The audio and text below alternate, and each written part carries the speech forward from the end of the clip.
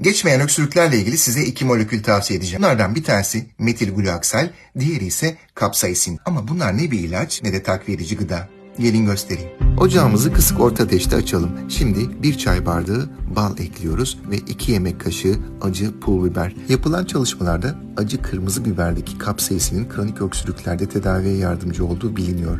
Ve bulabilirseniz özellikle manuka balı bu konuda etkili. 5-10 dakika kaynatmadan hafif böyle köpürtüyoruz. Hafif cızıldıyor. Ardından da süzgeç yardımıyla kabımıza alacağız.